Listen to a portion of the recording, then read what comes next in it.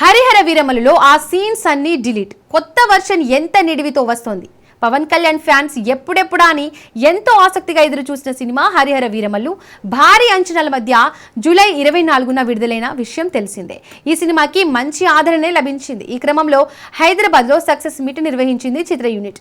ఈ సందర్భంగా ప్రేక్షకులకు కృతజ్ఞతలు తెలియజేశారు పవన్ కళ్యాణ్. అయితే చిత్రంలోని కొన్ని సీన్లపై ఆడియన్స్ నుంచి నెగటివ్ టాక్ వచ్చింది. ముఖ్యంగా సెకండ్ హాఫ్ లో ఉన్న హార్స్ రైడింగ్ సీన్లు, విఎఫ్ఎక్స్ వర్క్ పట్ల అసంతృప్తి వ్యక్తమైంది. ఈ నేపథ్యంలో చిత్ర బృందం కీలక నిర్ణయం తీసుకుంది.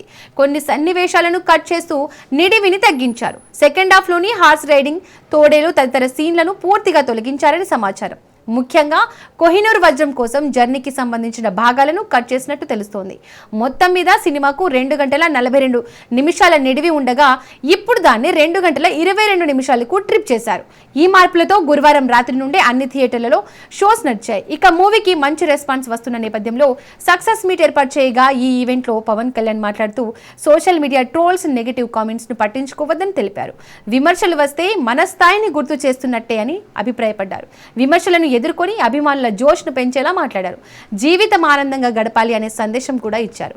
జ్యోతికృష్ణ దర్శకత్వంలో రూపొందిన హరిహర వీరమల్లు చిత్రంలో నిధి అగర్వాల్ హీరోయిన్ గా నటించగా అనసూయ ఓ ప్రత్యేక పాటలో కనిపించారు. బాబీ డియోల్ ఔరంగజేబ్ పాత్రలో మెప్పించగా సునీల్, రఘుబాబు, నాజర్ కీలక పాత్రలు పోషించారు.